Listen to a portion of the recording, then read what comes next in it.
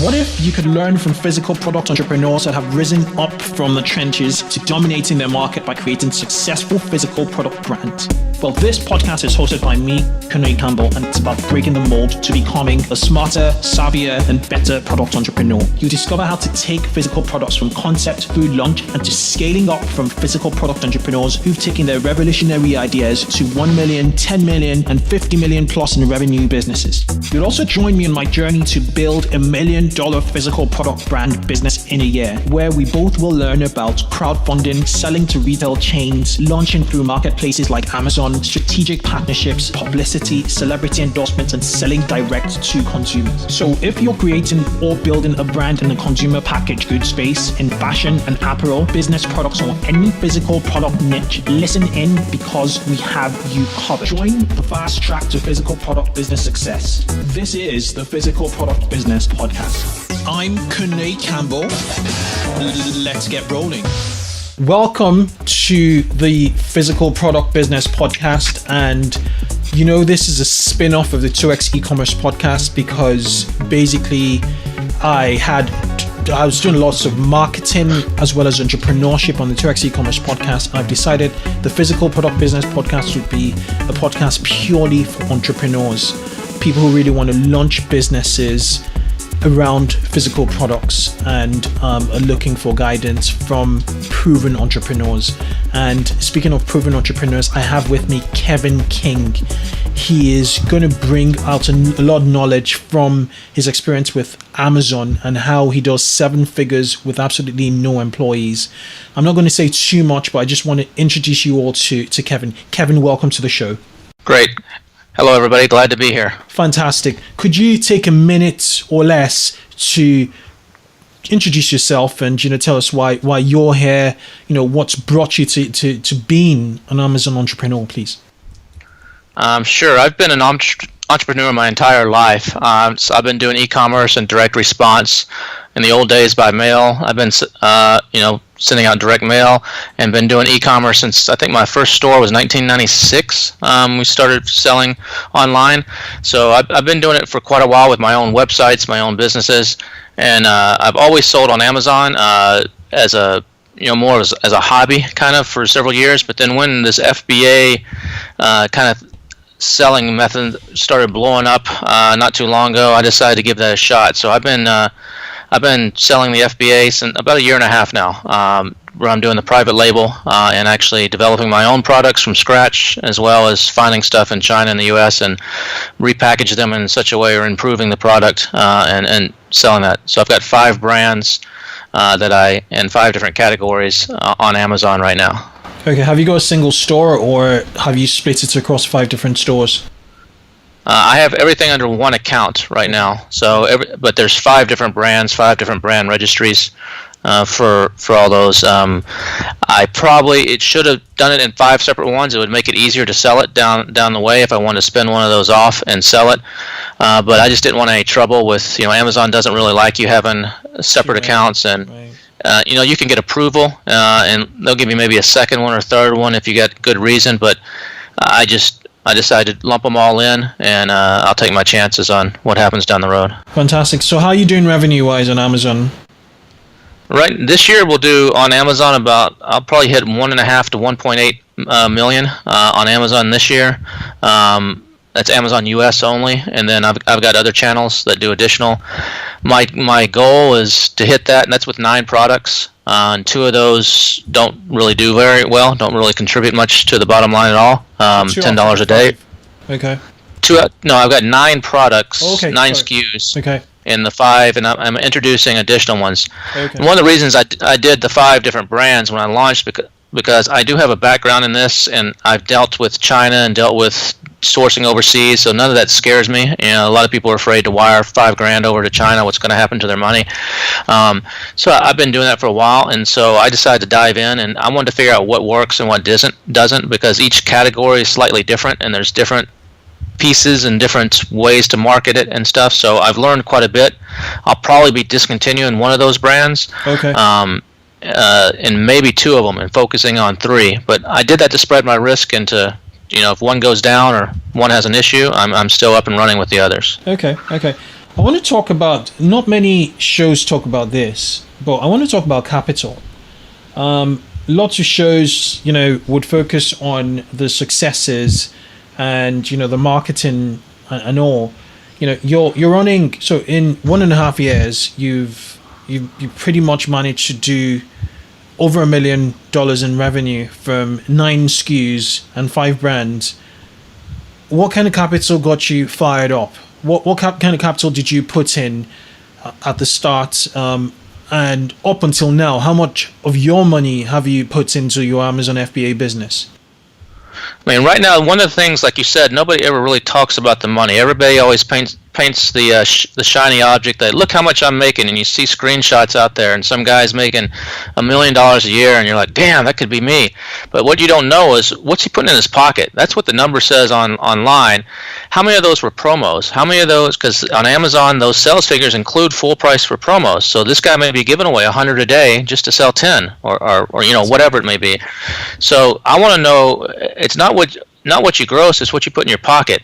And that's what nobody really talks about, and no one really opens up. You hear people say, I got 40%, 50% profit margins. I think most of those are bullshit. I mean, occasionally you might hit something like that, but they're not factoring everything in. They're not factoring in their returns. They're not factoring in their advertising costs. They're not factoring in their warehousing and storage fees. They're just looking at it as a pure and simple cost of goods sold versus what they're selling it for.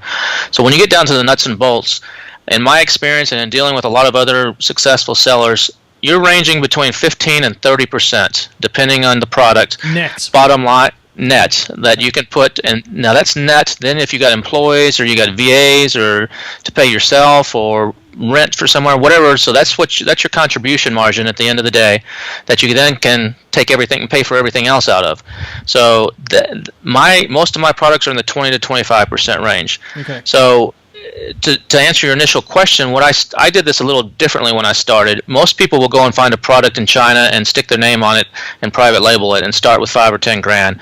I started with a low 6 figures amount in this, and one of the reasons it took that much is because I developed 2 products from scratch, and 2 of my 5 brands, rather than going over to China and saying, here's an XYZ product, let me look at the reviews and improve it, or bundle it differently or package it differently or whatever it may be. I did that on some of those, but on these 2, I literally sketched them on a napkin, or not on a napkin, on a piece of paper, hired designers on Upwork to do the CAD work. It had the custom molding made, and one of those products had to do with Apple computer stuff, and so it was a very expensive process where I had to order. Did you get Apple approval from it? I did not have any MFI on it, so I didn't have to actually get Apple approval. So it took a lot more money to get that going, but the return is also there. I mean, that product has made a lot of money. It's died off now, but Wow. last Christmas it was doing 15 to 20 grand a day. Last December, that one product. Okay. Yeah, All right. but I had to sink 6 figures in to develop it, with molding costs being like 40 grand, prototypes, so it was a high risk. Yeah. I would probably do it differently now, and if I was starting, I probably wouldn't. There's nothing wrong with, I have another product where I spent $8,000 in molds, and that's a little bit more reasonable and spreads the risk. I probably wouldn't do it again where I'd spend that much up front. So I had a little bit to go into, but that doesn't solve the problem. That gets you started. But if you have a successful product, I mean, you can just do the numbers. Let's say you order 1,000 units, and you're making a 20% end of the day bottom line. Well, if those start to sell pretty well, before you've sold out of those 1,000, you got to get the next 1,000 in. And so you got to, and depending on the product, if it's going to come by air or by sea, it can be anywhere from a month to 3 months to get those in. So you guys start spending money up front to get those in. And if you're trying to live off of this or take money out, it becomes almost impossible. Totally impossible.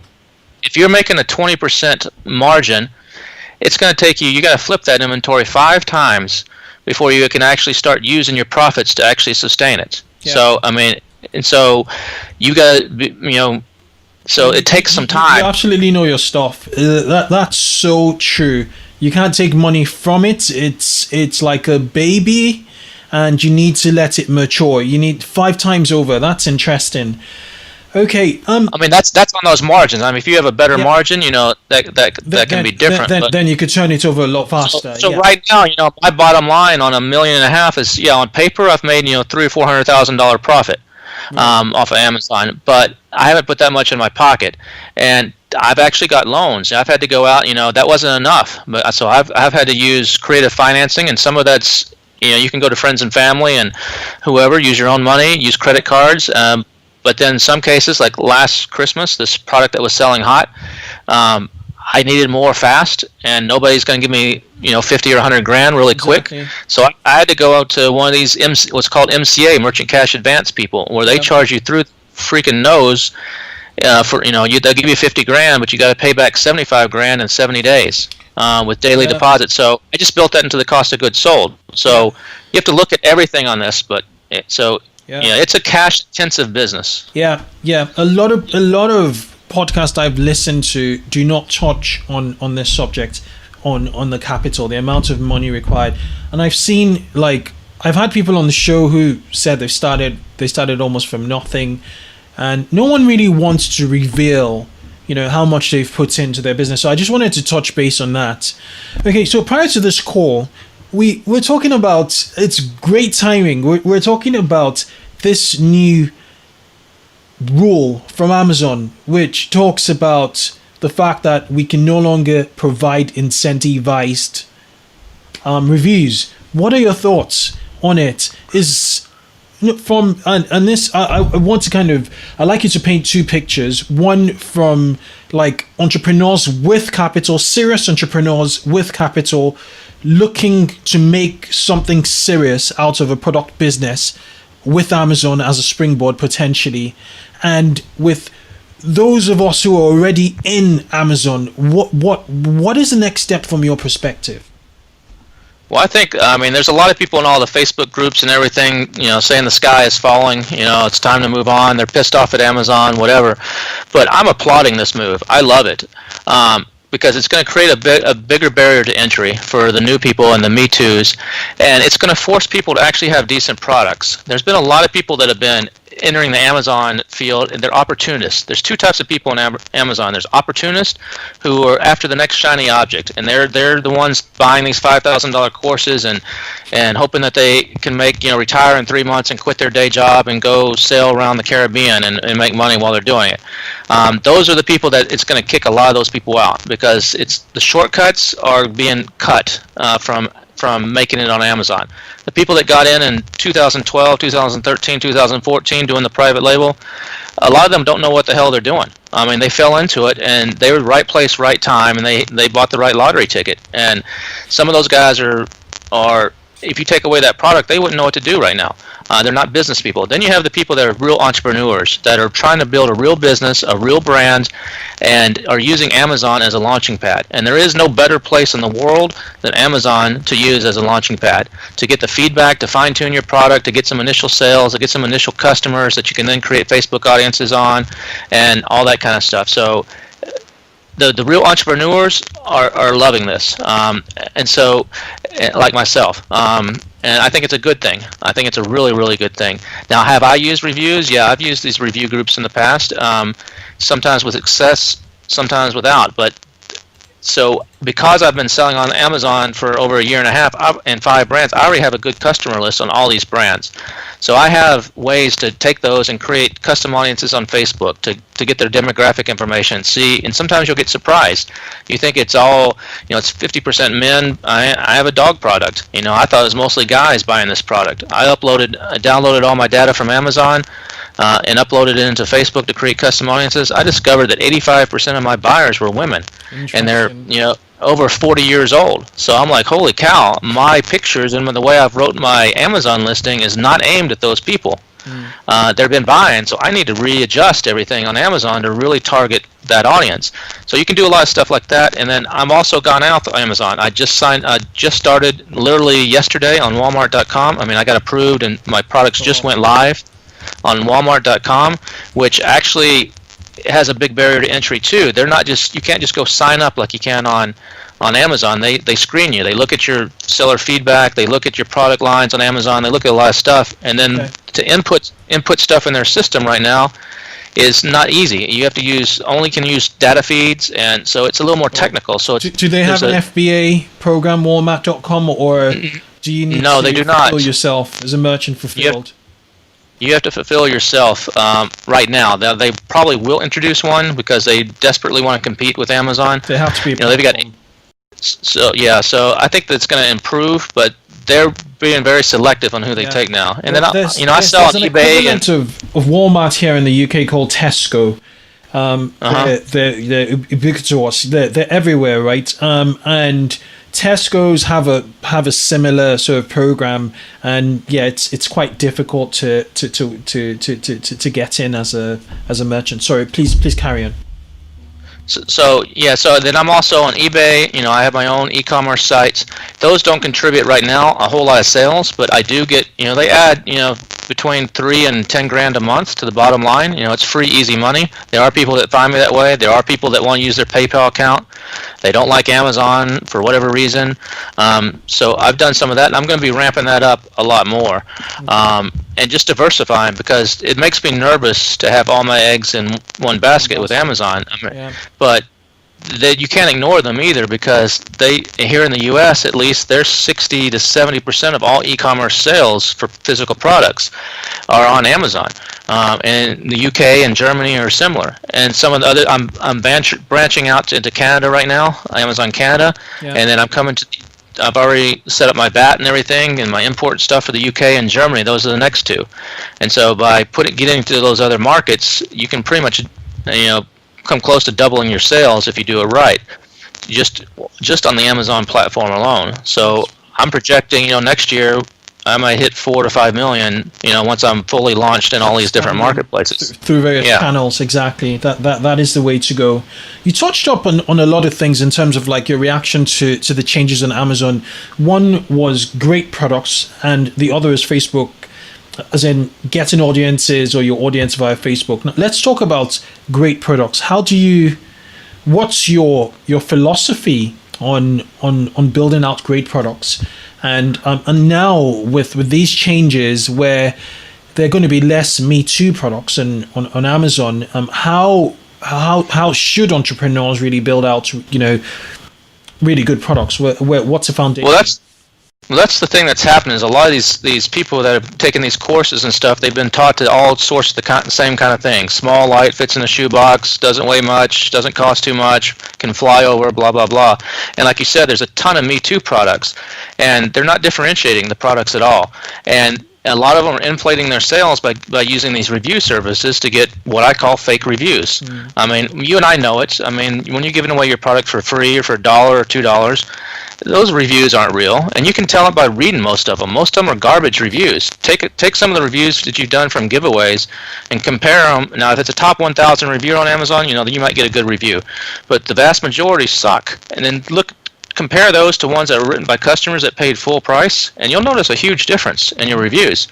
And so I think that's good, but the Me Too products, you can fake your way and have shitty products and still sell by giving them away and getting inflated reviews.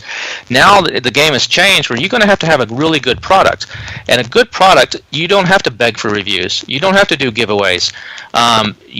I've never been one that you need 1,000 reviews. There's people that teach, look and see how much, you're picking a product. How many reviews do your competitors have? Oh, there's 5 of them that have 1,000 reviews. You shouldn't enter that market. No, that's not true. If the market size is big enough, the sales justify it, you can enter that market and take a piece. Your product will speak for itself. I mean, I have a product right now. I did some reviews or giveaways in the beginning, like 25 or 30, and because that product is good, if people are passionate about your product and they love your product and you create a brand around it, they're going to want to talk about it. I've got people now that are doing testimonial videos for me, some of my customers, and they love to do it. They're doing them for free. I sent them an email to them and said, hey, I'm looking for some testimonials, and they're like, oh, we'll do it. We love your product. They'll do anything. So you got to create good products, provide good customer service. You got to under-promise and over-deliver. And if you do that, that's not the shortcut way to success. That's the long-term way to success, so that 5 years from now you're selling your company, or you are selling on that boat around the Caribbean. It's not going to happen tomorrow. And so that's what people need to focus on is developing those products. And there's a lot of opportunities. People say, well, the gold rush on Amazon is over. Yeah, the gold rush is over for garlic presses and silicone barbecue gloves and face masks and that kind of stuff. But there's there's a ton of opportunity out there, especially even outside the U.S. that hasn't been exploited yet. And if you're developing new products, find something where there's good demand. I mean, don't try to reinvent the wheel. Find something where there's good demand and there's not enough people serving that demand, or a product that's selling well but there's a lot of negative complaints on it. Look through the reviews and see what you can improve or what you can change. That's the first thing I do when I'm looking at a new product is I go and see the top 3 to 5 sellers and I read their reviews. If they got 300 of them, I scroll through every page making notes.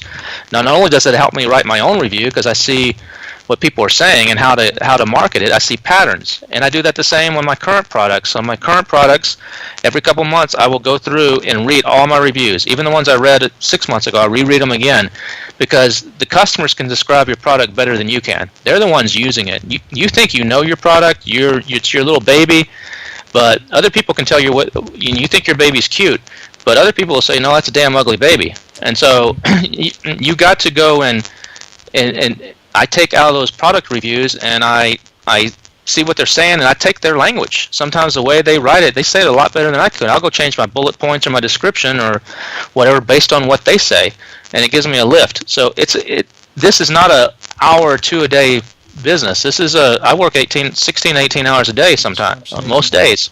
So do you think you're going to go back or go down the route of actually developing product? You know how you had a mold for a product and you spent $8,000 on a mold. Do you think that's a direction of developing really good products, perhaps like 50% of the time? What are your thoughts on that detail? So one thing I just picked up from what you just said was listening to your customers, both from a product development standpoint and also from a copy standpoint, knowing how to sort of structure your copy to sound very customer centric. So from that perspective, how do you think production or product development is going to evolve with these changes? Well, I think product development is important. I mean, I don't have a problem with hijackers because nobody has that mold. I mean, my Chinese factory may be selling it out the back door, somewhere in China that I don't know, but I don't have problems with hijackers, and the product is truly different. Does it take a little bit more time and take a little bit more money and a little bit more creativity? Yes. It's not a go on Jungle Scout, find a product, go on Alibaba, find some sellers, send over your stupid logo that you had done for $5 on Fiverr that sucks, and put it in a poly bag and sell it. Those days are going to be behind us. There's still opportunity there. I mean, the other thing is you don't need a home run. Everybody thinks they pay attention to BSR. I don't care what my BSR is. I really don't. And people, they use these tracking services to see how their competitors are ranking. I don't care what my competitors are doing. I'm focused on me. How can I make my product the best, serve my customers, and deliver? And so most of my products are in the BSR of, I think my top one's 4,000. I have a lot, 4 to 10,000, 15,000, and that's a nice area to be because you're not a big target. And so, and you can develop new products, and I think that's a big thing that needs to happen, and more people need to do it because I think that's where the opportunity is.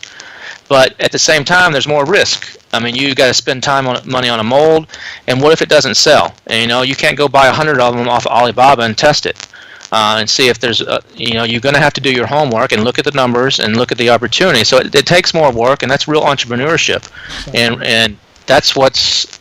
I think it needs to shift more too, and I think you'll start seeing a little bit more of that on these platforms. And I suppose that there'd also be a consolidation of what lots of people are doing in Kickstarter and crowdfunding with Amazon, because a lot of innovation is happening on Kickstarter now. And what better place to launch your product post campaign than Amazon? After you've seen some success on Kickstarter. They're already doing it anyway, but do you think, another way entrepreneurs can mitigate their risk, although you still need a prototype to launch on Kickstarter, you're not going to show them images and sketches, are you? You still Indiegogo lets you just show sketches, and so Indiegogo is a little more lax, but Kickstarter, you have to have real photos of the real product, so you're going to have to spend money doing the prototyping, getting it up to. I mean, I just did it. I just did a Kickstarter project. It was going to be a second generation of one of my current products, and I spent about 20 grand, having the initial prototypes made, getting the pictures made, doing some Facebook advertising and all that kind of stuff. And at the end of the day, it didn't fund on Kickstarter. It didn't make it. However, you could take your learnings from there and still try Amazon. Yeah, I could, but I decided to not do that product. Wow. Because I decided to scrap it and just move on. The demand was not there, because my goal on it is, I might have been able to sell some on Amazon, but I want to have products that are beyond Amazon. And if I can't sell it outside of Amazon, it's not wise for me to spend a bunch more money throwing at it if it's a very tight little niche that's a small niche. So but there is a lot of innovation going on Kickstarter, and even Amazon has a little, in the US at least, they have some sort of integration now with Kickstarter Labs. I forget the exact name of it, where they actually will start selling your stuff. And I've seen guys that have done Kickstarter campaigns and launched, here's a good example, a product I looked at, private labeling, and I met the guys at a trade show, at ASD trade show. It's a beauty product. They did a Kickstarter campaign about a year ago and raised, 40, 50 grand to get it done, to make it. And now it's just sitting on Amazon languishing. It's not selling. They're selling like 5 a month or something. So they don't necessarily go hand in hand. It's two different types of buyers. Just like in the old direct mail business, when you're trying to get subscriptions to a printed magazine, we had here these types of buyers called a service called Publishers Clearinghouse. It's a big marketing company where they would give away $1 million at someone's door, but their whole premise was selling magazine subscriptions. And those customers that entered, they would have their mailing list that you could rent to send your own offers to, but you had to send a specific type of offer to those customers. It's not the same as if you've got another magazine's mailing list and send an offer to them. It's the same thing with Kickstarter and Amazon. You got very distinct markets. I mean, eBay buyers are completely different than Amazon buyers. Absolutely. And so are Kickstarter buyers. So there is some crossover. There's no doubt. If you can get it to fund on Kickstarter and get the money, to develop it and get it, and you're not losing money, and then take it to Amazon and get some additional sales, that's great. There's always going to be innovation. There's going to be some new platform coming up. I mean, the latest big trend in the crowdfunding is crowdfunding inventory. I mean, there's sites popping up right now, and even in the Amazon space, that specialize in crowdfunding inventory. Instead of having to go to a bank or something, individual people can put in $100 to up to $5 grand and help you get your inventory, and then you give them a return. You don't actually give them the product. Links or any platforms to the crowdfunding inventory sites? Yeah. I've participated in a couple of them. I try almost everything out there. There's one called Kick Further, and there's one called Bonolo that are both good for that. I mean, and they vet you. You can't be a new seller just starting out saying, hey, I need 10 grand. I want to launch my barbecue glove. I mean, but if you're already on Amazon and you've got a good track record and a good seller rating and stuff, then those can be good places to go.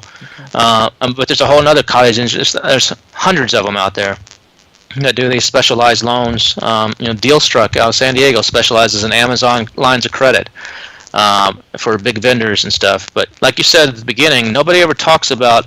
They always talk about the fun stuff. They never talk about behind the scenes of what you got to do to keep this business. Engine, exactly. The engine and the fuel that it takes if you really want to grow it. Now, if you just want to make some side money, and you can keep your regular job, and you want some vacation money or some college education money for your kids, you can do a small time and make good money. I mean, to be honest, if you do it that way, if you do that approach, there's no better investment out there really than Amazon, because you can take. I think I saw someone do this recently on a podcast where they demonstrated that if you take invest $10,000 in Amazon in a product, you don't take a dime of it out, and you're able to turn that inventory 4 times a year. So you're basically having to do reorders 4 times a year. Every quarter. You can turn that. Yeah, you can turn that 10 grand in like 3 years into $200,000 and something if you do it right. So I'm seeing more people that are treating this business not as an investment, and I think you're going to see more of that happen down the way here, where people are going to start treating it more as an investment. I think you can see a grand of working capital. You can then sell the business with the working capital on the side, and you have a significant lump sum of cash. Right.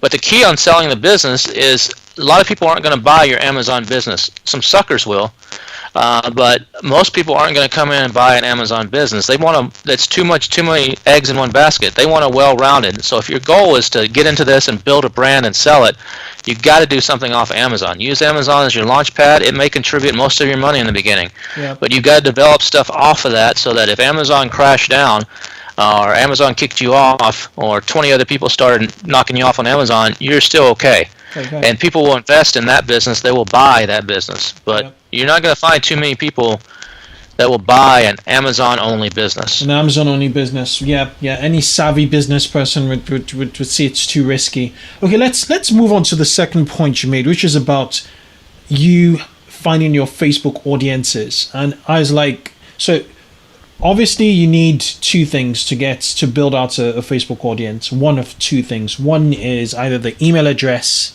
where you upload it to Facebook and you start to see the audience, demographics, or you're driving them to a website and you're just tracking their visits, and you're saving every single visitor to that website in your audience. What are you doing?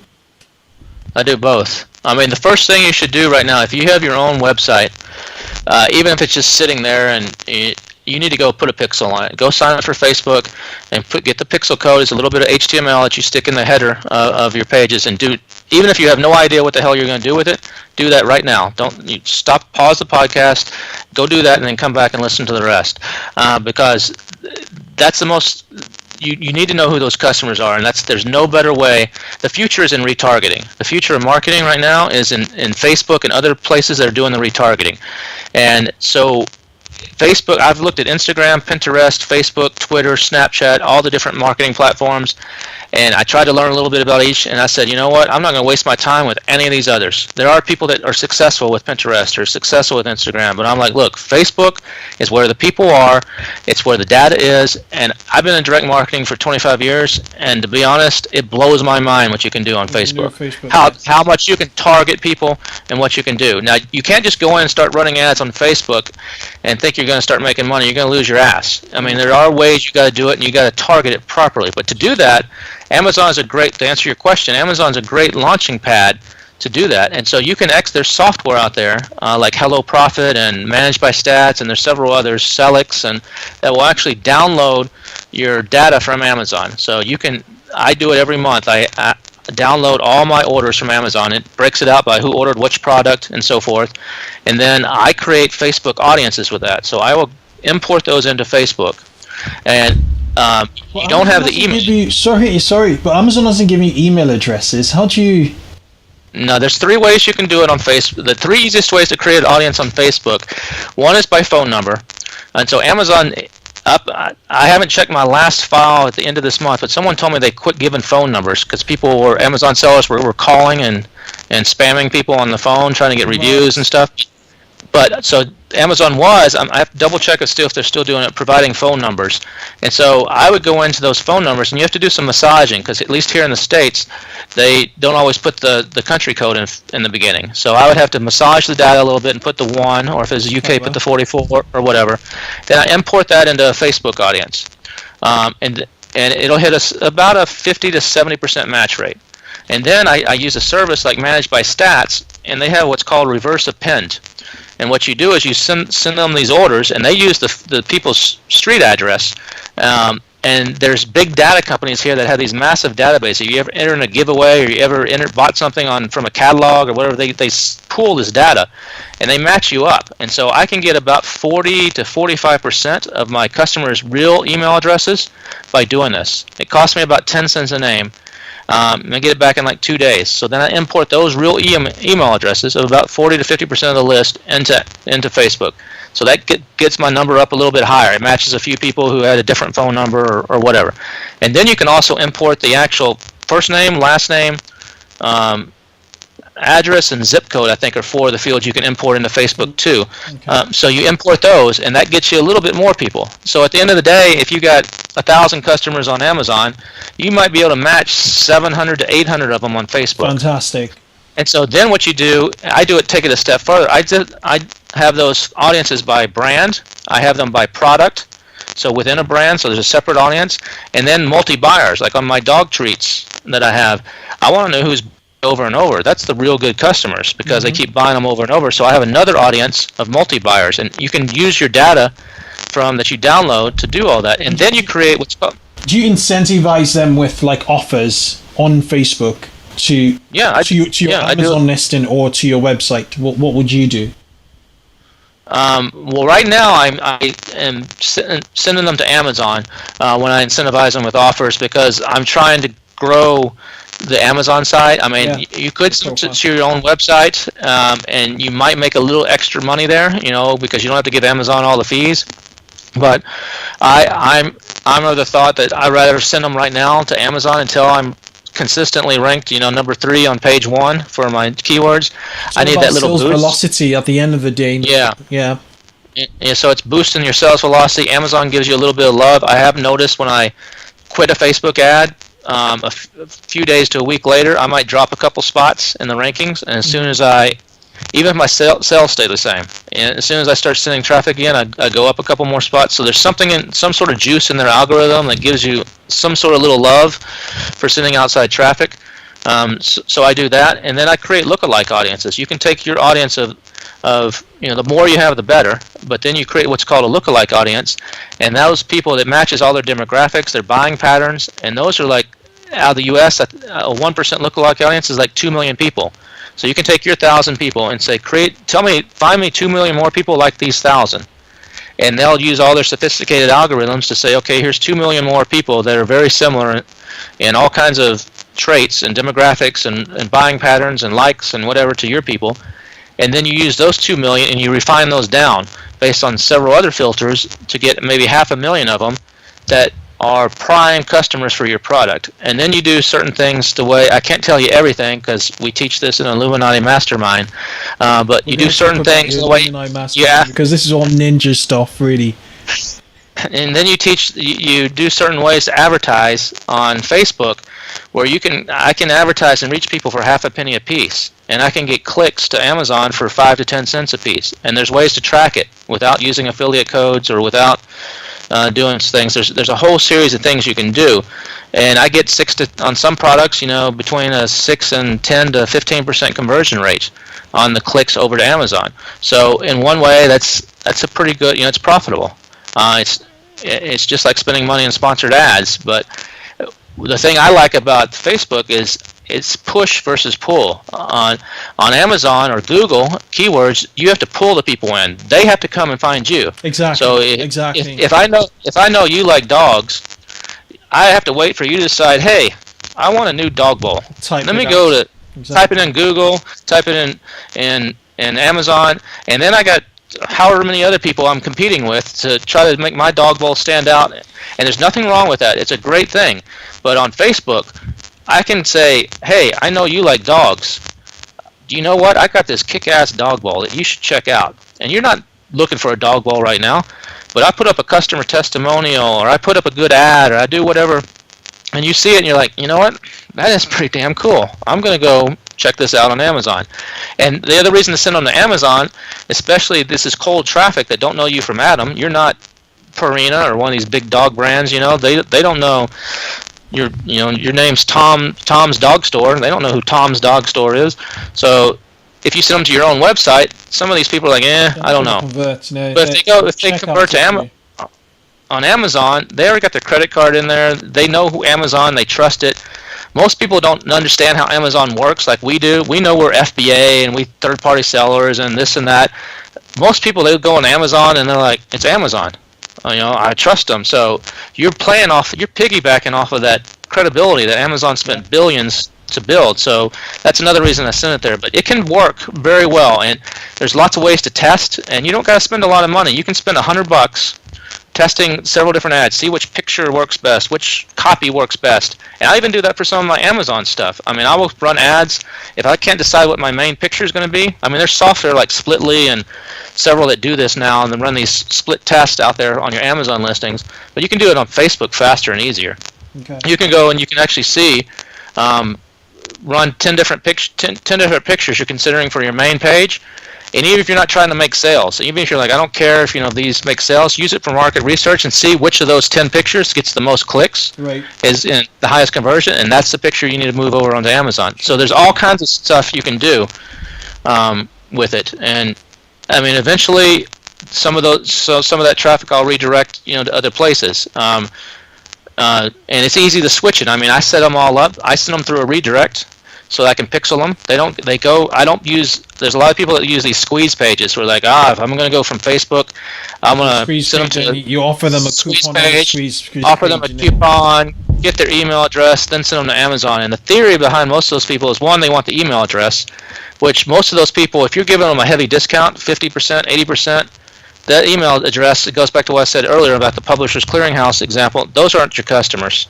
The people paying, if you're giving a 10 or 20% discount, those are good. But it's a barrier. It's an extra step. They got to stop. They got to enter their name and email address. They got to wait for the email to come back, then go to Amazon. You're killing all the impulse. And so I'm like, screw that. I send them straight. And people are like, oh, that's going to kill my conversion rates. That's going to kill my conversion rate. It doesn't matter. Yeah. It doesn't matter if you have your overall conversion rate is not very important on Amazon. People always say, oh, I'm looking in the back, I got 5% or 20%. That's great, but it's relative. So I can have a product that has a 5%, 3% conversion rate overall, and on Amazon, everybody else in my category has a 10%. Right. But on the prime keywords I'm going after, I'm on page 1, and because I convert on those keywords at 30%. Amazon doesn't give you this data, but I'm on page 1. Why is that? Because I convert on those keywords. They don't care about your overall so much as they do about what is relative to me and the customer that's searching. And so I don't worry about that conversion rate there. And some of those people, if you send them through an affiliate link, then you might make money. They buy some underwear, or they buy a book, or they buy something else, and you make money off of that too. And that can help cover the cost of your advertising. There's all kinds of things you can do. I could go into this in a lot of detail, but I can't tell you everything. But there's a lot of opportunity. There's a lot of opportunity out there that you just got to think outside the box and don't just don't get in line behind the drummer boy that's telling you this is what you got to do. You got to be a real entrepreneur and think. An experiment. It's all about experimentation. I've lost probably 50. The way I look at it, we talked about money earlier. I haven't made a dime. I've done $1.5 million plus on Amazon, and we said, it's about $300,000 profit, but I haven't made any money. I'm actually negative right now, when you count in what I've invested and stuff. But the way I've looked at it is this first year and a half is all for learning, and the next year and a half is all for earning. So I'm looking at it as an investment. I'm earning. I listen to every podcast I can. I'm on freaking webinars 5 times a day, because sometimes it's the same old bullshit over and over and over, but occasionally, I was on one yesterday, it's like, oh my God, I can't hear this again. But the one guy that he said one little nugget of thing, I'm like, you know what? That's actually pretty cool.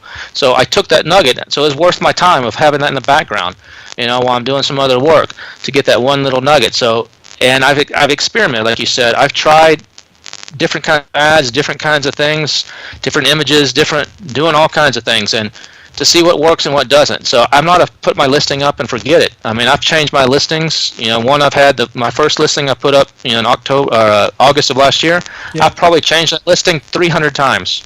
Amazon is probably looking at, God damn, this guy's changing the thing all the time, because I'm constantly trying to fine tune it and figure out what works. And now I've gotten to the point where I kind of know. So going forward, new products, I'm like, okay, I need to do this. That doesn't mean I'll set it and forget it. Things are always evolving and changing. Right. The algorithm changes. New software comes out that might give you an edge on something, on misspellings or whatever it may be. So you go and make some modifications. But this is a real business, and it takes real work to develop it. Some people have bought a winning lottery ticket, and they've made it, they're not doing anything, and they just right place, right time. But those days are pretty much gone. And now if you're a real entrepreneur and you want to grow something, there's no better place. Yeah, Kevin, I'm going to invite you again to the show, or we're going to do something, perhaps a webinar, a show. We need to get deeper into this Facebook thing. But prior to that, let's do the lightning round. I don't set any questions for my interviews, but I have a set of evergreen questions I ask over the lightning round. And I just want you to take just a sentence. Just answer them with a sentence, if you will. So I'm going to start out with about 5-6 questions. Are you ready to go? Sure. All right. I hope so. What are your future plans?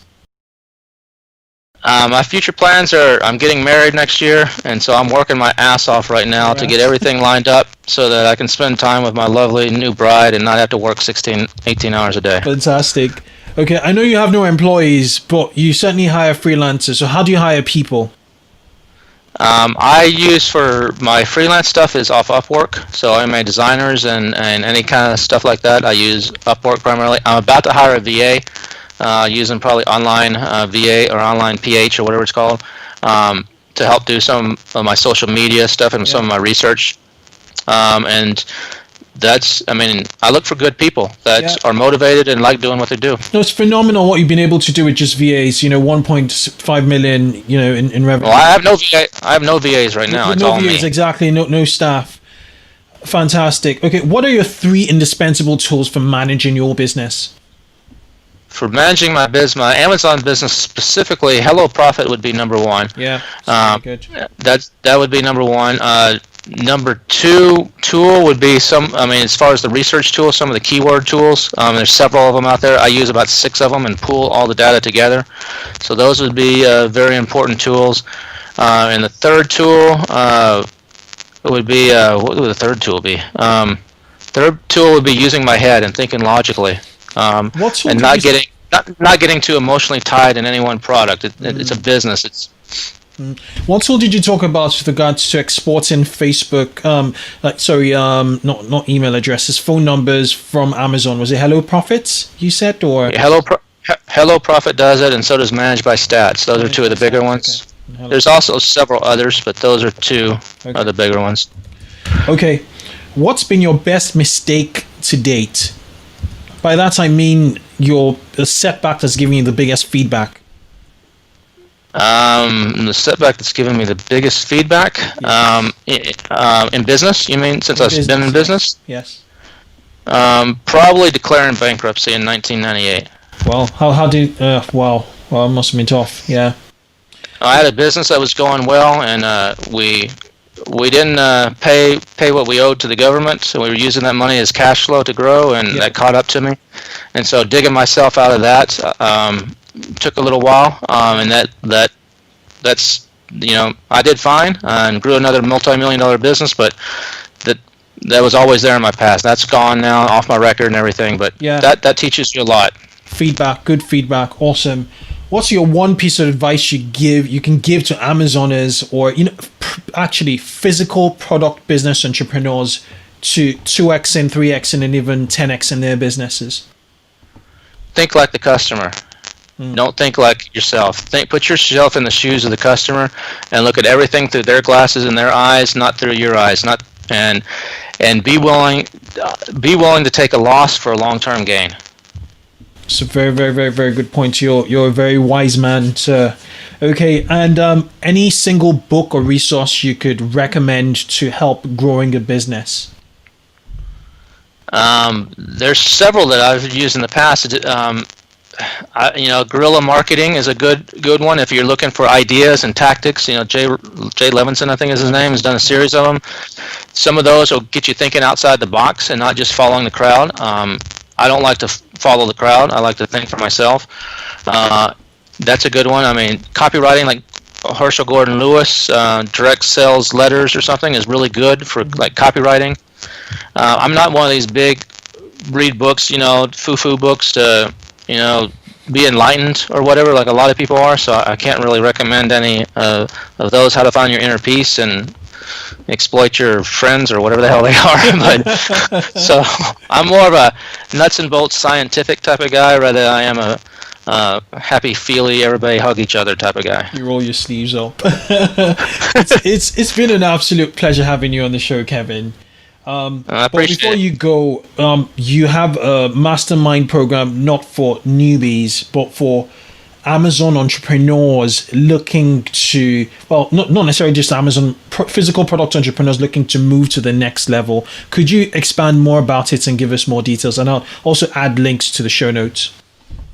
Yeah, it's not launched yet. I'm partners with a couple other guys on it, but we've noticed that there's a void in the market. There's a lot of people out there teaching how to start on Amazon specifically, or teaching ClickFunnels, or teaching Facebook advertising, or teaching free plus shipping, or whatever the hottest new trend is. But there's nobody really bringing it all together. And so we're going to be bringing a lot of these different disciplines together to show you how you can multiple X your business by combining different disciplines and showing you different techniques. And there's a lot of people that are on Amazon. I mean, it's going to focus more towards the Amazon seller who's already started. He's doing she's doing 5, 10, 20 grand a month.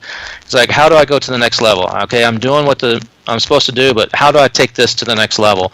Or what are some of these methods, like what we talked about in this interview, of how can I implement these? What are the specific steps? I've talked generalities, but give me some examples. Show me, exactly what's working. So we're going to be teaching a lot of that. And there is an NDA required. There is a vetting process, so it's not, you just can't sign up and pay your money. You do get a phone call, and we do check and make sure you actually are selling. But that's launched. It's called Illuminati Mastermind, and that's launching in early November. So if you go to illuminatimastermind.com, you'll be able to check it out. Illuminati Mastermind. Okay. All right. Fantastic. I will share it on the show notes. And yeah, it's been an absolute pleasure again having you on the show, Kevin. Thank you so much. Sure. Thank you. Glad to be here, and hope I helped your audience. Bye. Ta-ta.